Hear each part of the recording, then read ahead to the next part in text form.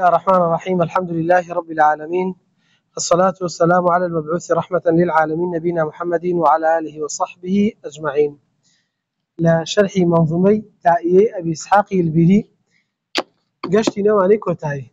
إن شاء الله من درسامي طواقن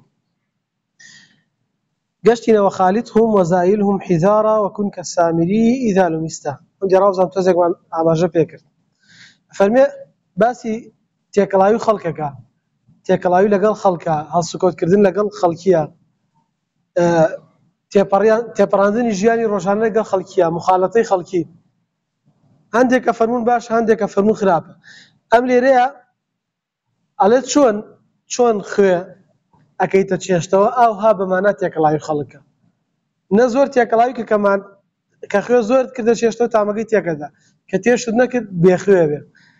تقریبا مەبەستەکەی بەم شێوازەیە فەرمووی خالیدهم مخالطيان بك تيكلاوي خلقي بك وزايلهم بهمان شواس وفارقهم زايلهم ما تفارقهم ومفارقه شان بك وليان جابوروا حذارا هر دوغي بچي باغداري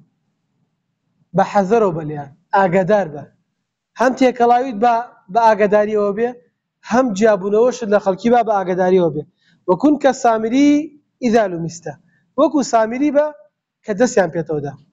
واتاچی باسک باس مان که درس را بردم سامری کاده پیغمبری موسی علیه السلام روج بو لقای خوای گورا سامری او قومی گمراه کرد فاخرج لهم عجلا جسدا له خوار وتی هرچی سر دو سامان تانه کوی کور هرچی altınuştan پی کوی کنو کوانی کردو گورکه یبو درست کردن با altınaka رو هوا داینا بوکاته که هوای دانا گورکه دنی درکره تو خواکتانه اتری و ابیم خوای پرستی و اله موسی فنسی واز لخواکی موسی بینن خوای موسی لبیر کن بەو شێوازە گۆرەکەیکی بۆدان ئەو گومڕایەنی کرد قەومەکەشیان زۆرێکیان شوێنی سامری کەوتن بۆیە پێغەمبەر موسی کە گەڕایەوە زۆر تووڕە بوو ڕیشی هارونی برای ڕاکێشا عەلەیهی سەلام پێغەمبەر هارونیش وتی سامری گومڕایەنی کردووە من ترسام لەوەی کە ئەگەر بێم ئەنی پێغەمبەر موسی خۆی پێوت بوو تۆ لەناو قەومەکە بمێنەوە دوای ئەوی دەی بۆ نەهاتووی پێم بڵێ کەوایان لێهاتوو ئەوی تەگەر بێم ترسا لەوەی کاگەر بێ دیس قەومەکە خراپتر بن و سەرپێچی فەرمانی موسی بێ بۆیە لە شوێنێکی خۆی مایەوە پاشان پێغەمبەر موسی زۆر تووڕە بوو خوای گەورە دەربارەی سامریە فەرمووی قال فاذهب فإن لك في الحياة أن تقول لا مساس فاذهب بڕۆ لە ژیانە تەنها تۆ بەشت ئەوەیە کە بەس بڵێ دەستم لێ مەدەن تووشی نەخۆشیەک هاتبوو ئەوە هیچ خەڵکی مخالەتەیان ناکرد پێغەمبەر موسی ئەمری بە خەڵکی کە بە هیچ شێوازێک تێکەڵاوی سامری نەکەن و تووشی نەخۆشیەک هات ئەگەر خەڵکی دەستیان بەری کەوتە دەستیان بەر سامری کەوتە سامری تووشی نەخۆشیێکی زۆر هات لەرز و تاو شتێکی زۆر ناخۆشی توش بوو هەر کەسێک دەستی بەری کەوتە دەستم لێ مەدە بۆیە میشە فەرمێ وەکون کەسامری ئیذا لمسته وەکو سامری بە مەیە لە خەڵک دەست لێدە مەیە لە خەڵک بەدەست لێدانەکانی گومڕات کە دەست خاتە سەر شانت و بدوا بۆ شوێنی گومڕایی فریوت بدا بە هاوڕێتیەکەی وەکو سامری بە کاتێک کە دەست لێدرێ بڵێ دەستم لێ مەدە ئاگدار بە واتە ئاگداری خۆت بە هەم لە هاوڕێتیکردنی خەڵکی لە تێکەڵاوی خەڵکی هەمیش لە مفارەقەی خەڵکی بە هەردوو شێوەکە ئاگدار بە خلافێ لە بەینی زانایان ئایا تێکەڵاوی خەڵکی باشە یا عوزلە باشە جیابوونەوە لە خەڵکی ئایا خۆت لە خەڵکی دوور خەیت و جیابی تۆ باشە تێکەڵاوی خەڵکی بی و هەردوو طرفەکە بەڵگەی چاکیان پێ بەڵگەی خۆیان پێ بۆیە ڕای ڕاجح والله ئەعلەم ئەوەیە کە ئەگەر بزانی خێر لە تێکەڵاوی خەڵکیە هەیە تێکەڵاویان بە ئەگەر زانی ترسیان هەیە بۆ سەر دینەکەت بۆ سەر مەنهەجەکەت بۆ سەر بەرنامەکەت تێکەڵاوی خەڵکی مەبە وەزانانی سەلەفیش دەربارەی هەردوو لە هەردووکی قەولیان هەیە فوزەیلی کوڕی عیاض ڕەحمەتی خوای لێ بێ فەرمووی ئەجید لەذەتەن هیچ چێژێک نابینم ولا ڕاحەتەن هیچ پشوویەک نابینم ولا قڕەتە عەین هیچ چاو ئیسراحەتی قوڕەی چاوێک هیچ بینایی بیلبیلەی چاوێک نابینم إلا حين أخلو في بيتي بربي إلا كاتێک نەبێ کە بە تەنها لە ماڵەکەی خۆما دانیشتووە خۆم و خوای گەورە بە تەنها خۆم یەکلایی کردەوە بۆ خوای گەورە لە ماڵەکەی خۆما ئەفەرمووی فإذا سمعت النداء قلت هەر کاتێکی گوێم لە بانگە بێ کە بانگەدا ینی کاتێک کە من لە خەلوەیە بە تەنهام لەگەڵ پەروەردگارمان مناجاتەکەم بخۆم بۆ یادی پەروەردگارم ئامادە کردووە لە ماڵی خۆمە کاتێک بانگەداڵم ئینا لیله و ئینا ئیلەیهی ڕاجعون لەبەر چی ئەڵێ ببڕۆم بۆ مزگەوت ئێستا خەڵکی ببینم تێکەڵاوی خەڵکی بم کەڕاهیەتەن ئەن ئەلقە الناس بۆ کۆی کە ڕقی لەوە بێ کە تێکەڵاوی خەڵکی بێ بۆیە کە گوێ لە بانگە بوو پێی ناخۆش بوو کاتی بانگاتۆ کاتی نوێژاتۆ لەبەرەوەی تێکەڵاوی خەڵکی نەکە فيشغلني عن ربي تبارك وتعالى چونکە خەڵکی لە پەروەردگارم مەشغوڵیان نەکردم کاتیان نەگرتم مەشغوڵیان نەکردم پرسیاریان لێ کردم ئەیان وەستانم ئیزعاجیان نەکردم و مەشغوڵیان نەکردم لەو خەلوەیی کە لەگەڵ پەروەردگارەوە هەم بوو یەکێکی تر لەسەر فەرمێ لەولا الجمعة والجماعة ئەگەر جمعة و جەماعەت نەبووایە لەسەددت على نفسي الباب ولم أخرج فەرمێ دەرگام لە سەر خۆمە داخست ئەگەر نوێژی جمعة و جەماعەت نەبووایە دەرگام لە ماڵەوە لەسەر خۆم داخست دەرناچوو ئەمە چی کاتێک کاتی فیتنە کاتێک کە خەڵکی ناڕەحەتت کەن کاتێک کەوەی تێکەڵاویەکان خێری تیانە بێ ئیبراهیمی کوڕی ئەدهم پرسیاریان لێ کرد لیمە لا تخالط الناس بۆچی مخالطەی خەڵکی ناکەی بۆچی تێکەڵاوی خەڵکی ناکەی قال إن صحبت من هو دوني آذاني بجهله فەرمی ئەگەر بێت و هاوڕێتی کەسانێک بکەم کە لە خوار ئاستی خۆمەوەن ئەو بە جەهل و نەزانی خۆیان عەزیەت مەدەن ئەگەر بێت وإن صحبت من هو أعلى مني ئەگەر بێت و هاوڕێتی کەسانێک بکەم کە لە خۆم گەورەترن بەرزترن تكبر علي ئەو کاتە و کەسانە چیەکەن تەکەبورم بەسەرا لێدەن ئەگەر لە خۆم ئاستی خۆم بە خوارەوە بن بە جەهلەکان عەزیەت مەدەن لا ئاستی خۆم بەسەرەوە بن تەکەبورم بەسەرا لێدەن خۆیان بە گەورە ئازان بەسەر وإن صحبت من هو مثلي حسدني ئەگەر هاوڕێتی کەسانێک کەم کە وەکو خۆم لە ئاستی خۆمان حەسودیم پێبن بۆیە فەرمێ فاشتغلت بمن ليس في صحبته ملل بۆیە من مەشغوڵە بم بە کەسێکەوە کە لە هاوڕێیەتی کردنەکەیە هیچ مەلەلێ نییە بێتاقەتیە نییە کاتێک هاوڕێتیەکەی بێتاقەت نابی ولا في وصله انقطاع و کاتێک ئاگەی پێشی ئیتر بچڕانی نییە نەبەیی شازە پەیوەندی نابچڕێ ولا في الأنس به وحشة لەوەشی کە دڵخۆش بی بەگەڵی هیچ ناڕەحەتکردنێک و بێتاقەتکردن و وەحشەیەک نییە بۆت وقيل لأحد واتان بەسی کێ بەسی خۆیەک لایەکە دەبوو خۆی گەورە چونکە بگاتە خۆی گەورەی بچڕانی نییە کاتێکە لەگەڵ خۆی گەورەیە بێ بێتاقەت نابێت تووشی مەلەل نابێت لەگەڵ خۆی گەورەیە بەستی خۆیەک لایەکردنەوەی بۆ عیبادەت و خەلوەیە بۆ خۆی گەورە وقيل لأحدهم بكسك لسلف فرموترا ما يقعدك بين الأموات الرشد أم بياوا الرشد أنا مردوكان دان لسر قبران دانش تێکەڵاوی لەگەڵ مردووەکانە زیاتر بوو تا لە زیندوەکان جان چییە تۆ بەس لەگەڵ مردووە دانشی بۆ تێکەڵاوی مردووەکانەکەی قال أجالس أقواما ئەڵێ من هاوڕەتی قەومانێکەکەم کەسانێکم إذا كنت بينهم لا يؤذونني ئەگەر لە ناویانە بم عەزیەتم نادەن کاتێکە لە ناویانە عەزیەتم نادەن وإن غبت عنهم لا يغتابونني ئەگەریش لە لایەن دەرچوم غیبەتم ناکەن دوای خۆم کاتێکە لە ناویان عەزیەتم نادەن لە ناویانە کاتێکش کە لە ناویان دەرچوم گیانم هێشت مەجلیسەکەیان غیبەتم ناکەن واتان بەسی چییە؟ بەسی مردوو زیانی بۆت نییە ئەسڵەن تۆ عیبرەت لە وەرەگری پند لە وەرەگری کە ئەم پیاوە ڕەنگە کۆمەڵێک خۆزگە و ئاواتی هەبوو بێ کۆمەڵێک بەرنامەیەکی بۆ ژیانی هەبوو بێ مردن ڕێگەی لێگرت و نەیتوانی جێبەجێکا بۆی ئەم بەخۆیان بچێتەوە وە کاتێکیش کە لە ناویان دەرچوو غیبەتی ناکەن مردوو ناتوانێت قسەکە تا غیبەت بۆیە فەزلی مردووی دا بەسەر زیندوەکانە بەڵام ئێمە حەدیثیشمان هەیە کە کەسێک تێکەڵاوی کەسانێک بکە وەسەبر بگرێ لە سەریان ئەو خوای گەورە پاداشی دەداتەوە المؤمن الذي يخالط الناس ويصبر على أذاهم أفضل من المؤمن الذي لا يخالط الناس ولا يصبر على أذاهم پێغەمبەری خوا صلی الله علیه و سلم فەرمێ ئیماندارێک کە تێکەڵاوی خەڵکی بکات کە تێکەڵاوی خەڵکی بکات بە دڵنیاییەوە عەزیەت دەدرێ بە دڵنیاییەوە ناڕەحەت ئەکرێ بەڵام سەبر بگرێ لەسەر ناڕەحەتکردنەکانیان کاتێک تێکەڵاوی خەڵکیەکە کە ناڕەحەت ئەکرێ سەبر بگرێ لەسەری فەرمێ باشترە لەگەڵ لە ئیماندارێ کە تێکەڵاوی خەڵکی نەکات و سەبر نەکرێ لەگەڵ لەسەر ناڕەحەتیە وەتاو ئیمانداری کە تێکەڵاوی خەڵکیەکە و سەبری شەگرێ لەسەر ناڕەحەتی و عەزیەتدانی باشترە لە ئیماندارێ کە هەر تێکەڵاوی خەڵکی ناکات و سەبریش ناکرێ لەسەر ناڕەحەتکردنی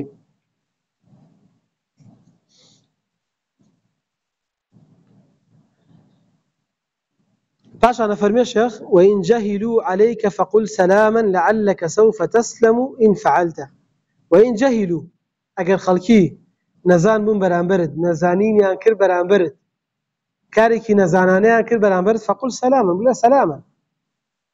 بلا تولى منه سلامتي سلامة ليبي لمنه تولى منه سلامتي من عزيزي تو نادم نارحت الناكم أما لا شيء ولي قلتوه وإذا خاطبهم الجاهلون قالوا سلاما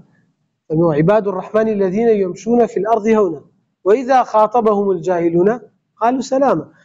بند شاككاني خواي قورا عباد الرحمن بند دلسوزكاني خواي قورا كسانيكن كاتك كنزانيان برانبر كلا لين سلاما علين إيما نارحت الناكي إيما عزيزي تو نادين تولى لين إيما سلامتي أما وكو أسلوبك جوان وكو أخلاقك جوان نقوكو كسانيك متكبر كبرادنكي بچوکترین هەڵە بەرامبەرێک قالوا سلام ئایدە بۆ کەسانی جاهیل دابەزی بۆ کەسانێک کە جاهیل بوون بەرامبەرت بۆ کەسانێک کە ئەگەر هەڵەیان بەرامبەر کرا ئەم لە تەواضوعی خۆی بڵێ من بەو شێوازە نابم لەگەڵ تۆ سەلامەتی لە منەوە لەلایەن منەوە سەلامەتی نەک بە شێوازێک کە یعنی بچوکترین هەڵەی بەرامبەر بکرێ بچوکترین شتی بەرامبەر بکرێ قالوا سلام بۆ تەحقیری بەرامبەر و کیبر و تەکەبوری خۆی زۆر کەسەیە فتیش تەجید بڕۆ بگەڕێ ئەیبینی چەندەها کەسەیە بەو شێوازە ئەوە هاوڕێکەی ئەشکێنێتەوە برادەرەکەی ئەشکێنێتەوە یا کەسێک بچوکترین هەڵەی بەرامبەرەکە ئەشکێنێتەوە قالوا سلام نام بەو شێوازە نییە ئەمە تەحریفی مانای ئایەتەکەیە گۆڕینی مانای ئایەتەکەیە بەکارهێنانی بەڵگەیەکە لە شوێنێکی هەڵەیە پاشان ئەفەرمێ لعلك سوف تسلم إن فعلته چونکە ئەگەر تۆ بەرامبەرت نزانی کرا بۆ شێوازە وادود لعلك سوف تسلم وەنگە تۆش سەلامەت بی إن فعلته ئەگەر ئەمەت کرد سەلامەت بی وپەروەردگار ئەمرمان پێکا کە وأعرض عن الجاهلين پشت لە کەسانی نەزان بکە وەڵامی کەسانی نەزان مەدەوە خۆت تێکەڵاوی کەسانی نەزان مەکە خۆت مەهێنە ئاستی کەسانی نەزان وأعرض عن الجاهلين بەرامبەر کەسانی نەزان پشت هەڵکە تێکەڵاویان مەکە إمام شافعي رحمة الله عليه لديوانك فرمي يخاطبني السفيه بكل قبح كساني السفيه كساني جمجة كساني كم أقل دور لروتان فرمي مخاطبة مك أقسم لك الله بكل قبح بعد وشيء زورنا 20 بقصي زورنا 20 بلام أكره أن أكون له مجيبا بلام بيم ناخوش ولا ميدمو بيم ناخوش خوم بين ما أستي أو ولا ميدمو يزيد سفاهة وأزيد حلما أجر ولا ميدمو أو تشيبه يزيد سفاهة زياتر بأقلبه بلا ما أجر ولا ميدمو وأزيد حلما من زياتر كاتيك عليه ولا ميدمو من زياتر أرام قرب مول سرخوب كعود زاده الإحراق طيبا فالموكو دار قامش عود وتا قامشي بون خوش وكو قامشي بون أو قامشي كبون درجة كاتيك تو أي سوتيني بوني خوش درجة تو عزيت يدي تو أي سوتيني وقامشة بون درجة بونكي لتشياتي لسوتانك ياتي كاي سوتيني بون درجة فالمهم من يجوكو قامشة وام كاونا راحت مكان من زياتر آرام قرب من زياتر وشي جواتر بكاريانم وكو قامشة شون كاي سوتيني بون درجة فالمهم منيش بوشي وازم لديارة كتاب أعرض عن الجاهل السفيه فاشتلك لكسانك كجاهل كسفيه ككم أقل فكل ما قال فهو فيه هرشي قاله هل لخواتي لتوانية أو كسفيه أو كقصينا عشرين فيك لخواتي لتوانية ما ضر نهر الفرات يوما إن خاض بعض الكلاب فيه فمن رباري فرات عاد رباري فرات شنو قوريه زيان بالرباري فرات ناقينه كاتك صقيق كوتنا يا صقيق خوي كاتنا الربار زور قوريه كصقيق كوتنا يا صقيق خوي كدنا زياني بيناقينه فمك توش كاتك جاهل يقصد بك زيان بتو ناقينه خود مهنه استي والله ما دروا چونك اولى استي تو يانيه چون تو رباري تو بحري تو دريايكي قوري كاتك دريايكي قورشتكي بيسي شلدنا هل داينا بيسي ناكا درياكا قسەیەکی خۆمان شە لە دەریا بەدەمی سەگ پیس نابێت دوور لە ڕووتان وبەستی ئەوەیە کاتێک سەگیش دەمیکرێ ناو دەریاکە پیس نابێت با کەسێکی نەزانی ژنێ بە تۆدا قسەیەکی ناشرینت پێ بڵێ هەڵوێستێکی ناشرینت بەرامبەر بنوێنێ مادام تۆ لەسەر ڕێگا ڕاستەکەی تۆ حەقەکەت لایە تۆ وەڵامی مەدەرەوە مەبە جوابی مەدەرەوە تاوەکو تێکەڵاوی نەبیت و نەگەیتە ئاستی ئەو دانە بەزیتە ئاستی ئەو وهر ئیمام شافعی ڕەحمەتی خوای لێ بێ لە دێرەی کتاب فەرمێ إذا نطق السفيه فلا تجبه کاتێک کەسی سەفیه بێعەقڵ کەم عەقڵ سەفیه واتە کەم عەقڵ کاتێک کە نەتەق قسەی کرد فلا تجبه جوابی مەدەرەوە فخير من إجابته السكوت باشتر لە جوابدانەوەی چییە بێدەنگیە باشتر لە جوابدانەوەی کەسانی جاهل بریتە لە بێدەنگی فإن كلمته فرجت عنه ئەگەر تۆ بێت و قسەی لەگەڵاکەی ئەوە دەرگات لێ کردوێت دەمیت لە خۆت کردوێتەوە دەرگات لێ کردەوە دەرگای شەڕ و هەرات لێ کردوێتەوە بەڵام وإن خليته كمدا يموت ئەگەر پشتگوێت خست هەر لە خەفتا تەقێ ئاجاری وایە کەسی وایە بەرامبەر تەگرێت خۆی سوور و مۆروشی نەکاتەوە قسەت پێڵێ کە تۆ وەڵامی نادێتەوە خەریکە شەقە بە هەر نییە خەری ئەڵێ بەس قسەکە بەس بزان چیت پێ بەس ئەگەر پێوی قسە یعنی خەریکە دڵی شەقە بە جوابی نادێتەوە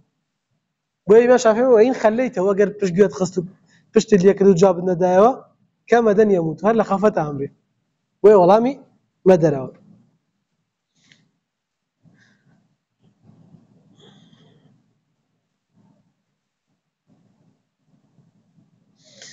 باشا فرمي ومن لك بالسلامة في زمان تنال العصم إلا إن عصمت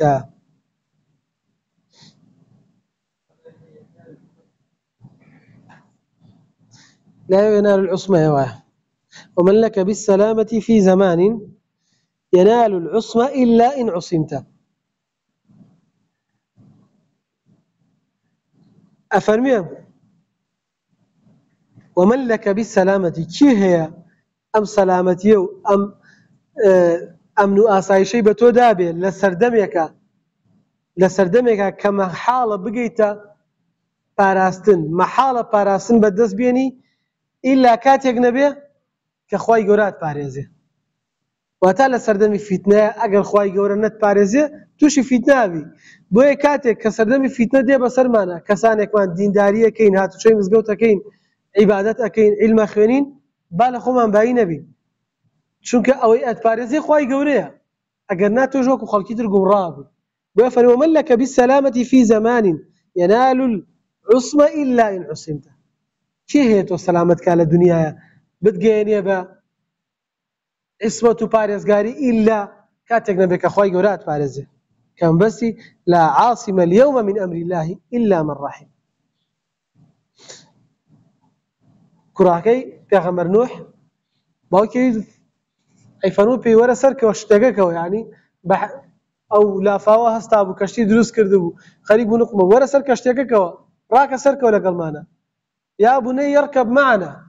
ئەی کوڕم سەرکەوە لەگەڵمانە لە کەسانی جاهیل مەبە لە کەسانی گومڕا مەبە لە کەسانی بێباوەڕ مەبە ئەیوت چی سەیریکەن کەسانی بێباوەڕ چەنەها جار دەرگای تەوبەی بۆ کراوەتەوە چەنەها جار دەرگای بۆ کراوەتەوە کە دەرگای ڕزگاری بۆ کراوەتەوە بەڵام قال سآوي إلى جبل يعصمني من الماء أي باو خمي من النبي رو مثلا شاخك خوي أو مثلا شاخك باريس لا باريس قال ني لو رجع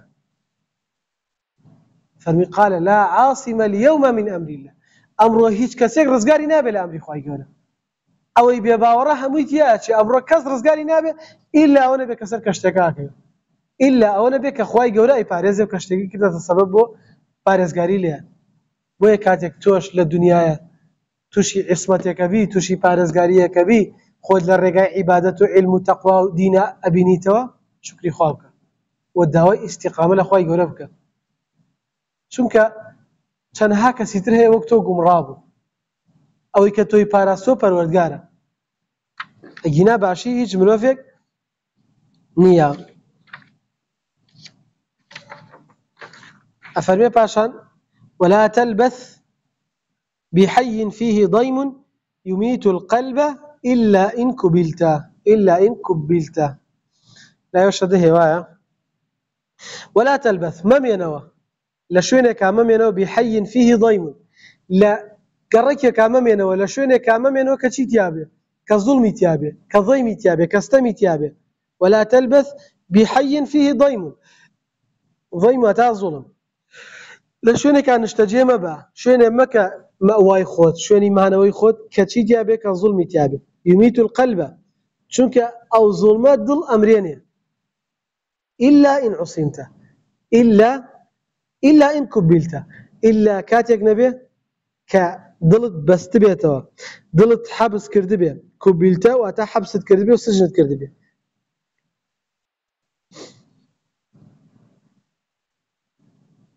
وأتا لشونك عمجي كظلمي تيابو أو ظلمة واد ليك على ناوتبا أو ظلمة توش تياتي يعني بوي ظلمك وتوش تياتي بۆ زوڵمەکەەوە تۆشتیاچی زۆر قورسە خۆت و پارێزی ئیلا ئەوە نەبێت کە خۆت سجن کەی خۆت حەبسکەی لە شوێنێکا کە نەیەڵی تێکەڵاوی خەڵکی بی ئەویش زۆر قورسە بۆیە فەرمێ لە شوێنێک ئەمە بە کە زوڵمی تیابێ وە زوڵمیش لە کەس قبول مەکە ئەمە بە دوو مانە دێ بەستیەوەیە زوڵمیش لە کەس قبول مەکە لە شوێنێکا کە بووی زوڵمی تیابوو زوڵمەکە بگۆڕە بۆیە فەرمێ لەو شوێنە ئەمەمێنەوە یا بڕۆ یا زوڵمەکە بگۆڕە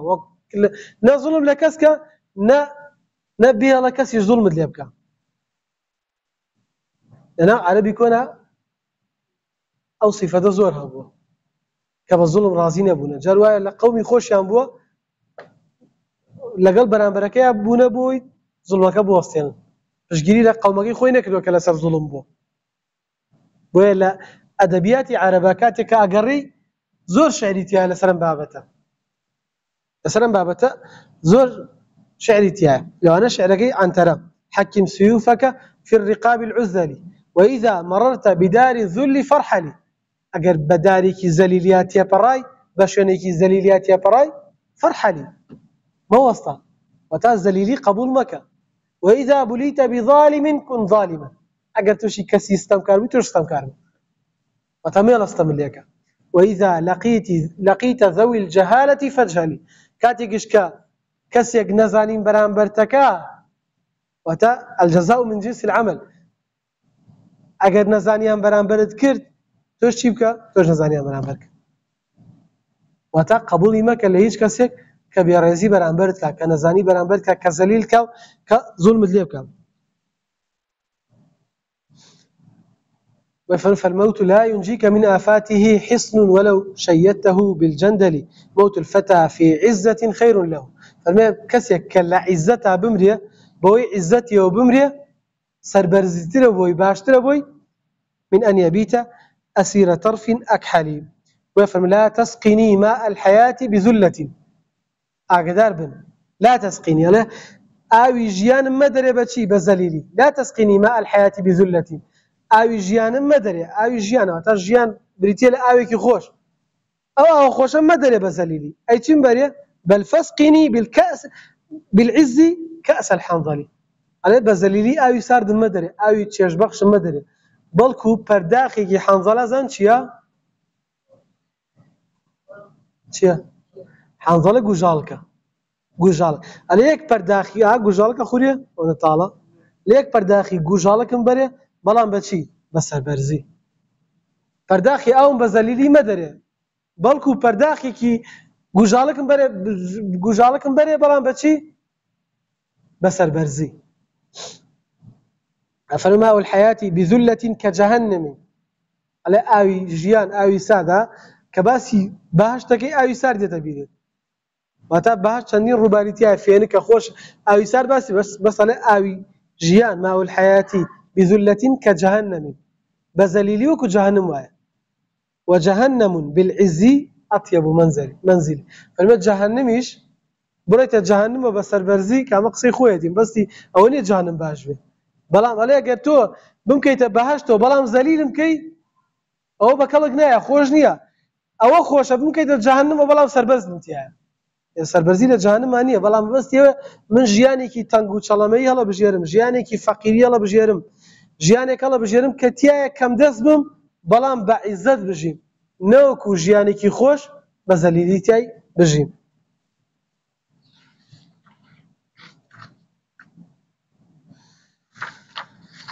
پاشان پەروەردگار لە قورئانە فەرمووە ولله العزة ولرسوله وللمؤمنين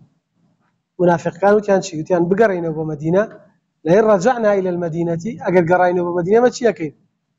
لا يخرجن الأعز منها الأذل أويك بعزته أما بس كي عبد الله كري أبي كري سلول برادر كاني للرجابون يعني ما يسبب قرائنا بمدينة أويك بعزته أو أنا درك إن المدينة كذليل بس إما أرين في خمري خوها والله درك أو ذليل اليوم بعزتي لو زيد كري أرقامي تيابو كقيل أقصى جيبو مامي وت مامي روش بلاي في خمري خواه صلى الله عليه وسلم بوي باسكر وتيواي وتو في خمري خواه صلى الله عليه وسلم زيد بانكر وتيبالا واي وتو عبد الله كري أبي كري سلولي بانكر سوني خواه وتيوام نوتو لا منافقي كي لسيفة كاني أنشيا كاتك سوني خون دروكن كاتك سوني خون دروكن سوني خواه وتيوام نوتو في يوم صلى الله عليه وسلم براسي دانا كبراسي دانا أو اعتدى بزي يقولون لئن رجعنا إلى المدينة لا يخرجن الأعز منها الأذل ولله العزة ولرسوله وللمؤمنين فرمي پروردگار فرمي عزت ملكي پروردگار بعزته إيمان داران پیغمبران بعزته إيمان داران بعزته منافق كان جاهل نزانا نفاما زانيان إمام الشافعي بتايبت لچندي ركا زور بخوشي باسي جياني كي عزته خوشكا ياخذ باسي زليليه وكساناك على درجاي كساني نزانا على درجاي كساني كاب بلو بوستي يعني بس زليلي وسطاون جاء لو انا 20 ترشيه اهل علم بن. لو انا 20 تر اهل علم لدرجاي نزانا بوسته ركلام بو نزان بك تيكلاوي كساني نزان بك تيكلاوي كساني بك كدجمني دينكيتا تيكلاوي كساني بك كشو روجيان خصوصا سريك بولا كدار كردني دينكي وناشرين كردني دينكي ليان ببارته داوين ليبكا والله من بو نصيحة لا يعني كتيج ليك وليد نصيحة دي شيء والدواكاري شخصي خوي اما دي صدر بزليلي ليه صدر بدا بزليلي بوي دواكاري كي شخصي جيب كريم امام الشافعي بس قولهم ديرانه بقولهم زاد شرخوش فالمال لقلع ضرس وضرب حبس ونزع نفس ورد أمس لقلع ضرس وتاع ضرس أمدانانية أمانة فالمال هالكشاني أمدانانا عاد جازورنا راحت أمدانانا درك دري كم زمان شنا راحت شن أزار تاني جاب بيبنج بس ما بيبنج يا أستاذ دكتور بنجي ليه دازور أستي بيناكي ورا داني كيوت هالكشاب زمان شنا راحت فالمال لقلع ضرس وضرب حبس وليداني كسيك ليدانو حبس كردني كسيك حبس كوليدا أو ونزع نفسي ونفسك هالروح يقدرك روحك بدر كردن درك ورد أمسين قرانوي ديوني بروا قريتوا أفرمي قرانوي ديوني كيش عاسي مش تقرصانك الرزيقة هالكشاني أمدانا نارحتانا وليداني كسيك حبس كربيو خرافش ليدي وضرب حبس ونزع نفسي روح در كردني كسيك ورد أمسين قرانوي ديوني بقرينيتو كارجيز ناقرتو باش أنا فرمي وقر برد وقود فرد ودبغ جلد بغير شمس وقر برد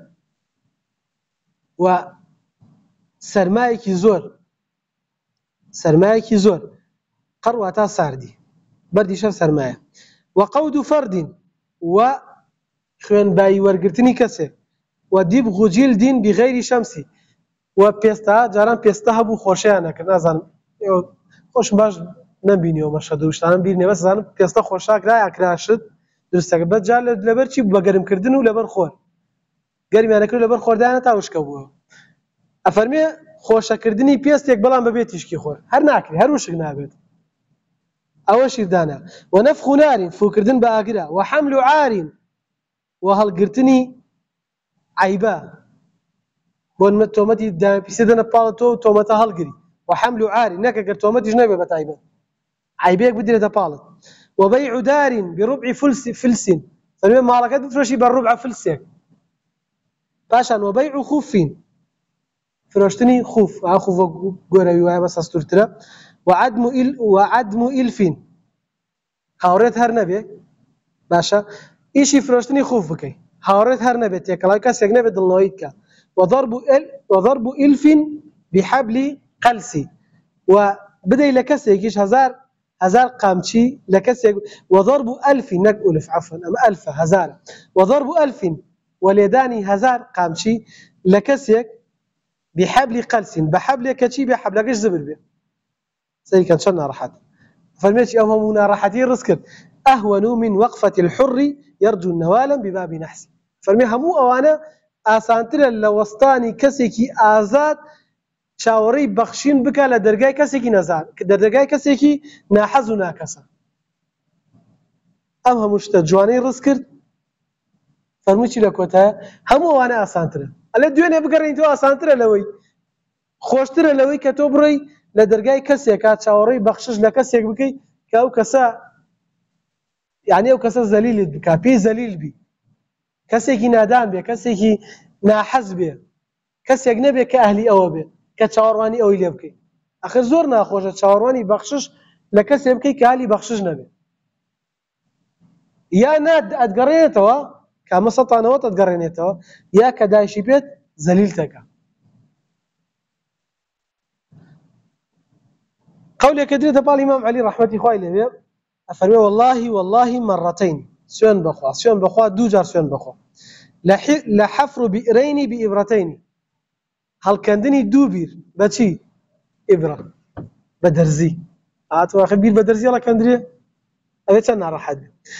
أفرمي هل كندني دوبير بدرزي بدو درزي خليك بدوبير هل كند وكنس أرض الحجاز في يوم عاصف بريشتين على همو زوي حجاز كنس يعني قسكي دي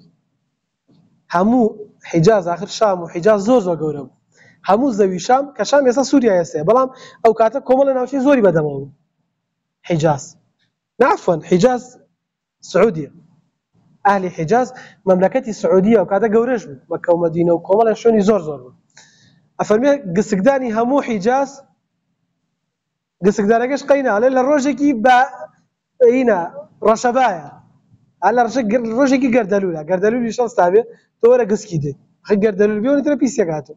آخر قردلول بيه تو دنياي بيس كردوه آسایی پیس بونه که آسایی نیه هموی پیس کردو افرمی اوش با قسکیک بدو قسک دانشی هموی قسک دی همو أرض حجاز قسك دي أفرمي ونقل بحرين زاخرين بغربالين لوش خرستن دو بحري شر دو بحري قورا بقواسيتو بتشي غربال زان شيا غربيل وسطاي لا بغفكارينه غربيل بيجنك على تو دو بحري قورا بقواسيتو بدو بيجنك آخر زورين إيش تعالى ليشي فاشان في وغسل عبدين أسودين حتى يصير أبيضين دو بندي رشش بيني دو بندي رش بيني بيشوي تاس بيته بحياتي سبينا بيته أفرمي أوش بوش هذا خلانا زو قرصة دو بيرال كاني بدو درزيو هموز ذوي شام قصك دي لرجيك الرشبايا لرجيك قردلولا دو بحر نقل كي ببيجنو ودو بنديش بيني دو بندي رش بيشوي تاس بيته كاكا والله ورنجي أصلي موازم أورنجي تورنجي حمامة تورنجي أصلية أفرمي أهون علي أفرمي أوانا أسانتر لايمن من أن أقف أمام لئيم يضيع فيه ماء عيني أفرمي زور بلام أسانتر أوشتانا أهونتر أوشتانا تاوكوي لبردم كسيكي لئيمة لبردم كسيكي ناكسا بوستم كأوي تشاوم دابني من السري واتا شخصيات من السري دابني دای سری سلف که چون بونو سری سردمی خوام که چونی نیم ای بو شوازین ای شخصیتی خوام دانه نه بو دو دینار بو منصب بو مزگوتی ولا رون بو مزگوتی کم دانه مزگوتی چیت بنه واجب على سر المزگوت تبه واجب على خوای گرو واجبی کرو سر خو سکی بو مزگوتی کد بنه آخر دعوه لا يكلف الله نفسا الا وسعها اصلا تو بيدخل فكر رجلي دعوه لي يعني ابن تيميه رحمه الله عليه يفرموا دجمنان شيانه ولا من سجن ما كذا والله السجن قال ظلمه قوم بو خوي غريق لا يكم اما ايش هادشي شخصيات وحرمات يعني لنا وخلق لنا واهلي مزقوت لنا ومشتكى داناوا ولا على اساس بو برجوندي دعوه والله قربان بو برجوندي قرفان بو برجوندي دعوانيه وخلقيش همو يوازاني بەس خۆت نازانی خۆش دەزانی خۆتی لێ دوو لە ڕووتا خۆتی لێ گێلەکەی باشان ناظمە فەرمێ وغرب فالغريب له نفاق وشرق إن بريق لا وشي نسرا إن بريقك قد شرقتا فهو غرب فالتغرب فيه خير برو سفرك غريب ناموبا فالتغرب فيه خير ناموبون خيرتيا سيدي كان زوربي وزاناني كبيغشتونا زوربي زوريان إلا بغريبي بيغشتونا إلا غريب بونا إلا سفريان كرو نامو بونا سفريان كرو لري طلبي علم درچونا لشاري خوان كم يكي لو زاناني كلشاري خوانا بناو بانگونو لشاري خوانا بيغشتونا اوي كبيغشتوا سفري كردوا بو فن وغرب سفر بك فالتغرب فيه خير غريب بون نامو بن خيرتها وشرق من غريب بس يبرو بلاي روش اواوا بلاي روش اواوا برو عشان وشرق او كده معناه بو شازه واكره غريب بس نامو بن بيه نامو با اما جوان تريش وشرق إن بريقك قد شرقتا أفرمي باشان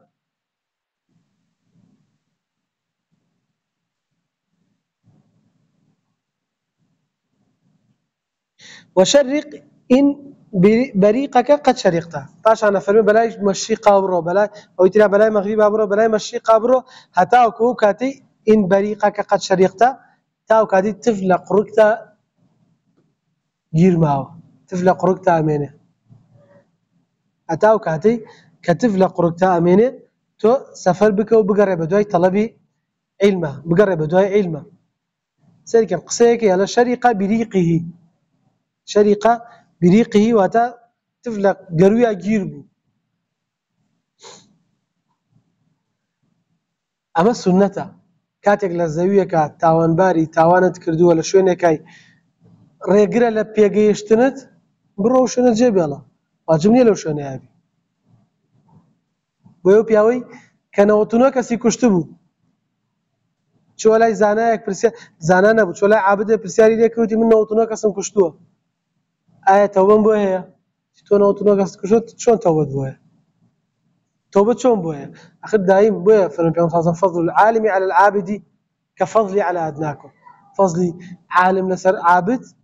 زانا لسر خواپەرست زاناکە شارەزایە بەڵام مەرجێ خواپەرستەکە شارەزابێت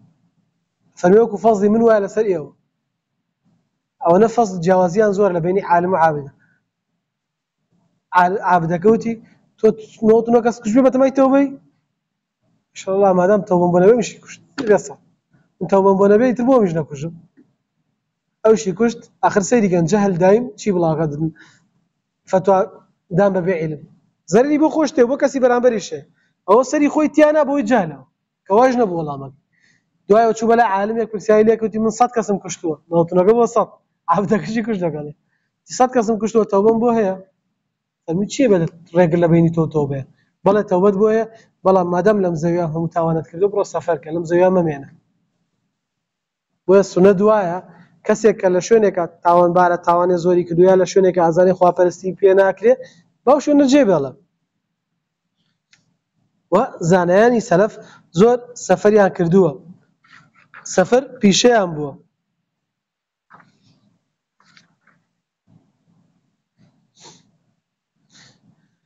یەکێک لە شاعیرەکانە فەرمێ لە شعرێکە تغرب عن الأوطان في طلب العلا تغرب نامۆ بە دوور بکەوە سەفەر بکە لە نیشتیمانت مەمێنە في طلب العلا بۆ گەڕان بە دوای علا بۆ مەنزیلەی عولیا بۆ گەڕان بە دوای پلەپایی بەرزە لە عیلمە لە تەقوایە لە عیبادەتە وسافر سفر بك ففي الأسفار 5 فوائد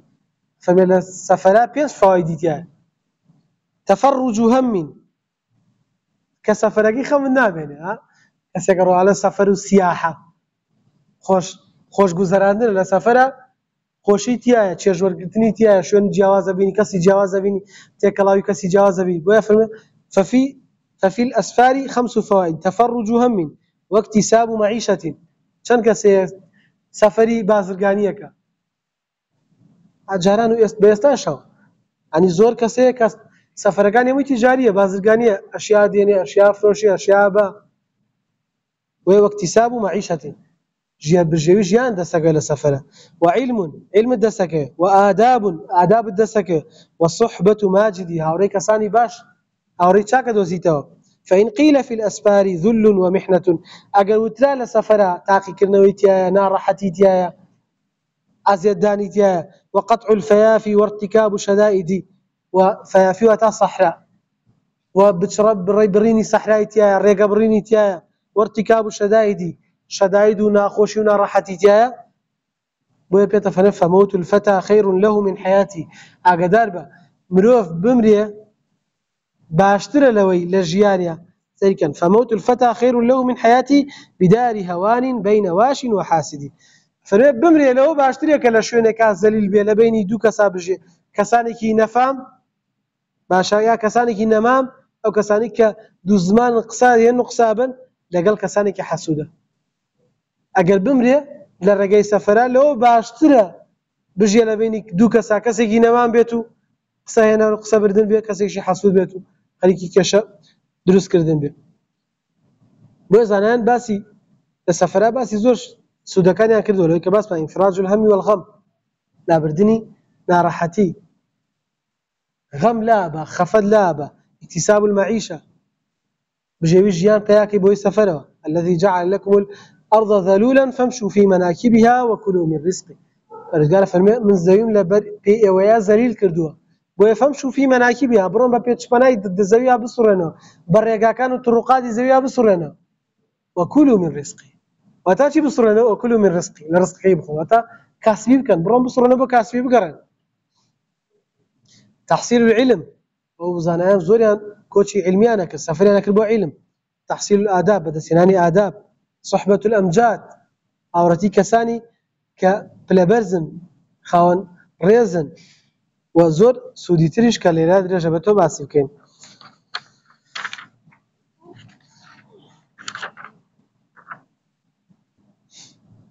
شعرێکی دری مام شافعی ئەمە شەخوێنینەوە لەسەر ئەم بابەتە فەرمێ ما في المقام لذي عقل وذي أدب من راحة فدع الأوطان واغتربي ما في المقام لذي عقل وذي أدب فما لو شوني كنشتجي بو كساني خاون عقل كساني خاون أدب وتيجيشتو إسراحة نية بتيجي لشونك إسراحة بإسراحة بجيو طالي لذيتو أو النية جيان إسراحة نية جياني بالدانة والنية ويا فدع الأوطان واغتربي وازدو شوني إسراحة بينا وازدو وطني خود بينا شوني إسراحتي خود بينا شونك إسراحة بي واغتربي برو سفرك ناموبة سافر تجد عوضا عمن تفارقه السفر بك تجد عوضا دوزيته بدل ادوزيته تو سفرك وازده كسانك ديني بلان پروردگار كسانك باشتر كاتا نصيبت كسانك چاكترت بيناسينه عمن تفارقه لو كساني كدليان جابوته وانصب فإن لذيذ العيش في النصب ممكن قاعدة بينسن وانصب فإن لذيذ العيش في النصب ماندوبة چونکە چێژیژیان لە ماندووبوونایە چێژیژیان لە ماندووبوونایە کوردی شیڵێ دەستی ماندوو لەسەر سکی تێرە إني رأيت وقوف الماء يفسده فەرمێ من بینیم کاتێک کە ئەوەستێ ئاوی وەستا و تێکەچێ لە شەرعیشە ئاوێک کە وەستا بێ تێکەچێ وإن ساح طاب وإن لم يجري لم يطب أو كاتك إنساحة كاتك الريكر طابة طاكة وإن لم يجري أجر رينكر على شوني خوابو لم يطيب طاقنية والأسد لولا فراق الأرض ما افترست أجر شيريش على شوني خوابه أخواته باوشين يعني بولناك نيشري بولناك أجر شير على شوني خواب بردوان بيلو شوني خواب ميته أروى أجر ما افترست هيك راوناك والسهم لولا فراق القوس لم يصيب أجر سهميش عاتير ئەگەر تیریش لە کەوانەکە گیانە بێتەوە خۆ ناپێکیە تۆ تا بە این تیرەکە بگرە ناو کەوانەکە نزیکەوە هیچە پێکیە ئەبێ کەوانەکە جێبێڵێ وێڵە تۆش ئەبێ شوێنی خۆت جێبێڵی تۆش ئەبێ لە شوێنی خۆتا کە زانیت خێریتیانە دوورکەویتەوە لە کەسانێک هاوڕێتیکردنی کەسانێک کە زانیت خێریتیانە سوودت پێ ناگەێنن دوورکەویتەوە پاشانە فەرمێ والشمس لو وقفت في الفلك دائمة فەرمێ ئەگەر خۆر بەردەوام لە یەک شوێنێکا بووایە سەریکەم بێنە پێش چای خۆتان خۆر بەردەوام ڕاک بەبا سەرمانە بووە سەرمانی کردە کەشمان بێزارە بوو ئەمە چیان خۆر کوڵای لەگەرمە بەڵام مادام ئەڕوا خۆشەویستە لای خەڵک أفرمي والشمس لو وقفت في الفلك دائمة لملها الناس من عجم ومن عربي وخلقي هم عجم وعربيش ليه بيزاربوا والتبر كالترب ملق في أماكنه فرمي الزير تبر واتا ألتوني خام أو كار عاد وزنته أو أنا لجر زاوية خلق بدواء جرا أو ألتون ماذا خامك ألتون أو بيوتر تبر والتبر كالترب وكو خولوا تبر أو ألتون وكو خولوا على شوني خويا كفريزرا إلا قال خولا أجر تو نقري بدواء ولو لنا خولا كاكوتو فرق شيء لقى خولا كان والعود في أرضه نوع من الحطب إقامش يبون شاود ما كاي سودني بون درجة لنا جوجيا كاروكو جوجيا وكو داركاني ترواه وكو نوع من الحطب حطبها وشتاني كوكرة تشيلكو دارو أم شتا زياداني كوكرة أو حطب أفرميكو حطب ويعودش أجر ونبي فإن تغرب هذا عز مطلبه أمك غريب بيته لشوني خيانا منه أو تو عزيزة بها ألتون كتاول ناو خولا كده ذكرت هينات بلا يزرن قريب كده فارق بلا مثلا ناو خولا كابك وخولوا وإن تغرب ذاك عز كالذهب أميتريش كاتع عودكيش كدرت كلنا أو بردت بلا يبون فروشيك وكرد يبون ودواي باريكر كاتع عزيزة بها خوشويسة بها بالا دست بها وكو چي وكو ألتونك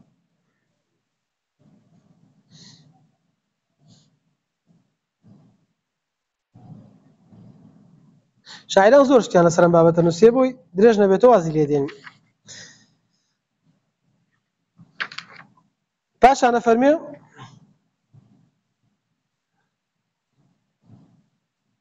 لایەوە چی دێڕێکی تێیە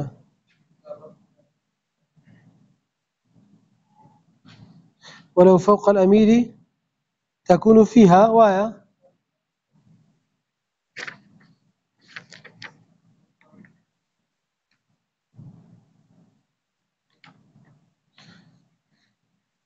لا من ديرك ترام توسط وشش سطحه فليس الزهد في الدنيا خمولا أما لا يونية طبعا بينسنا طبعا نشينس فليس الزهد في الدنيا خمولا أفرمي الزهد آخر زور كزوات يقشت وين ديره هنا فليس الزهد في الدنيا خمولا أفرمي الزهد الدنيا نويسي بريتينيا لا تنبلي زور كسي شي بينا كريا تنبلا كاسبي بينا كريا رزق بجويج يعني ناتواني دابينك بناوي زهد داريش ولا من دنيا نويستم دنيا نويسي تنبلينية فليس الزهد في الدنيا خمولا لأنت بها الأمير إذا زهدت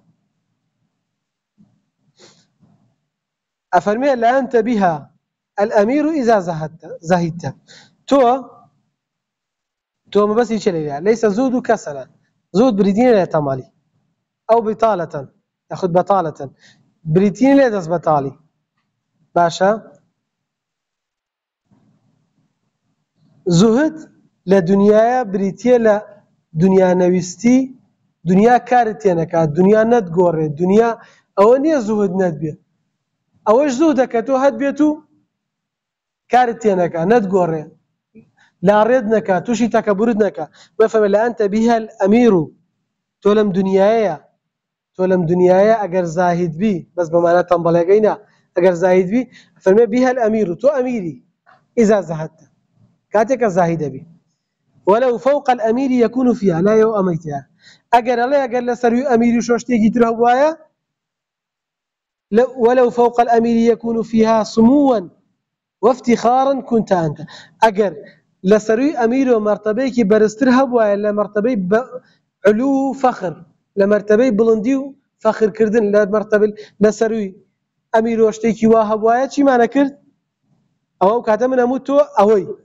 كنت أنت أموتو أوي أجل لسري أمير ومرتبي كتربها ما دام تو زاهدي أموتو ومرتبي وتعالى سري أمير شوي كزاهدي الدنيا نبيستي بلام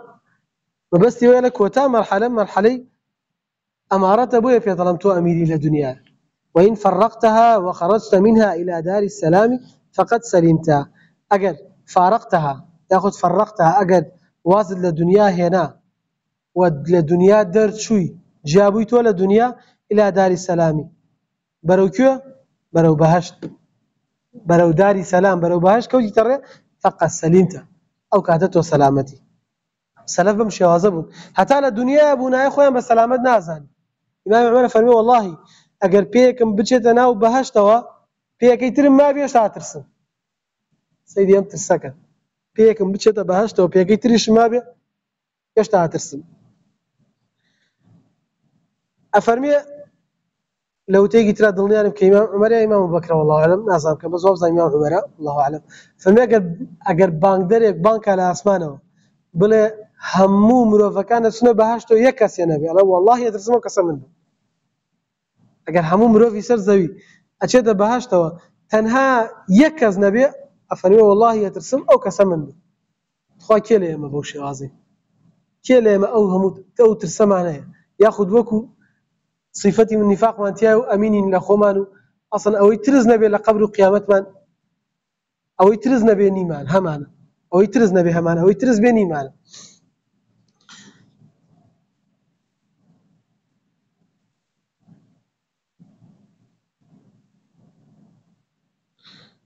يكيك لسلف فما كان أقرع الرأس سري تشيبو كتصلب أبرص البدني لا شجي تشيبو تشيب بلكي هاتبو أعمى عينيني هدو شايشي كيربو سيري صفتانا كان لكسيكا مشلول القدمين واليدين دسو هردو فيشي تشي شلل هاتبو واتات جلين مابو كان يقول أيوت الحمد لله الذي عافاني مما ابتلى به كثيرا ممن خلق وفضلني تفضيلا ياخذ ممن خلق أفرمي سباسي پروردگاركم كسلامتي كردم أما أو كسا أفرمي سباسي پروردگاركم كمني سلامت كرد لكوملك بلا كزور كسي توش كردوه إيكي يجوي لما أبي فمر به الرجل فقال له كسي بيوت يا بريا اما هرچی بلا هيتياد يعني چی سلامت لچی سلامت بو فقال له مما عافى ودي باشا ولا لچی سلامت بويته اخر دعاء زين شيا او دعاء سنه لكاتك ابون من نابيناك كبينم لدلي خوم يا لا خوم بولم الحمد لله الذي عافاني مما ابتلاك به سباسي پروردگاركم كسلامتي كردم لوي كتوي بتاقي كدوتو او جناب ضروري كسك خوي بيلي شوكا هستي برين داربه ئەم پیاوە بەلایەوە پیاوەتە پڕێم هەموو عیبەکانی تایە چاوی کوێرە باشە سەری کەچەڵە لاشەی هەمووی بەڵک تووشی ئەبرەساتۆ بەڵەکیاتۆ دەست و قاچی هیچ ناکە لە کاتێکا واڵێ مما عافان أعمى وأبرص وأقرع ومشلول ممن عافى وتی تۆ کوێری کەچەڵی ئەبرەسی شلاليش دس وقاتش جناك لا شي بارزراي فقال ويحك وتي هاوار بوتوا بمنلي ويحك يا رجل هاوار بوتوي بياو جعل لي لسانا ذاكرا انا دار زماني كي بيداوم عيبينيه ذكري خوي بيكم وقلبا شاكرا ضلك شي بيداوم كشكري بردغاري ليكم وبدنا على البلاء صابرا ولا شيء شي بيداوم لسن امهم راحتي كتو باسكي صبرك تشي ما بيم ده يعني بس زمان ودلي شاكر بمشي وازس تعيشو وسي پروردگاري بيكر باش انا فلو ان كرمتها ونظرت منها باجلال فنفسك قد اهنت اگر تو بيت الرزي دنيا بقري ونظرت منها تي برواني باجلال بقوري تا سيدي دنيا كي بقوري رزي دنيا بقري بقوري فضلي دنيا بدي بسر دينو باقي كايكاني جرينجكاني تري جيانتا فنفسك قد اهنت لو كاتيا تو چيت كردوا نفسي خوتت إهانة كرتوها بويا فرمي ديت كوتاي بابتك جمعت لك النصائح فامتثلها حياتك فهي أفضل ما امتثلته فما جمعت لك نصائح أمكم والله النصيحة بوت جمع كردو كردو فامتثلها بويا جيبجيك حياتك فامتثلها حياتك لجيانتا جيبجيك لجيانتا بالخوتا بيبينا لخوتا بينا جي فهي أفضل ما امتثلته أما باشترى لو كجيب جينك إلى جيانتا وطولت العتاب وزدت فيه لأنك في البطالة قد أطلت. فما طولت العتاب قل يقازن دكاني شم دريش كردو لسرت وزدت فيه زيادة شم كرد لسرت بوشي لأنك في البطالة قد أطلت. شو براسي تولد دز بطالية زور دريش دادري زور دريش بويت تولد دز بطالية زور ما بويت تولد دز بطالية زور كاتب ببطالي كشتو بويا منج نصيحة كان بو دريش كردها بس سنة دواء كاتب تو كسك بيني لشتێکا تێکەوتووە تۆ نەسیحەتێکی لەو بابەتەیە ئەگەر زانی زۆر تێکەوتووە زۆر نەسیحەتێکی کەم تێکەوتووە کەمتر نەسیحەتێکی وەتا بە شێوازێک کە مەقام ئەوە بخوازێ. ولا تأخذ بتقصيري وسهوي وخذ بوصيتي لك إن رشدت. فلا تأخذ لين مقرأ بتقصيري لكم ترخميم وسهوي لها لكانم وخذ وولي قرأ شيء بوصيتي أم وصيتاني من كبوتم كل ولي قرأ لك إن رشدت أم وصيتاني كبوتو كل ولي قرأ إن رشدت أقرأ توي شيء بي أقرأ توي برشاورون بيتو قمراو لاري نبي باش أنا فهمي وقد أردفتها 6 حسانا وكانت قبل ذا 106 وكانت قبل ذا 106 أو هي 200 أفرمي وقد أردفتها 6 حسانا أفرمي لا يو 6 بكنا 9 6 نقش غلط وقد أردفتها 9 حسانا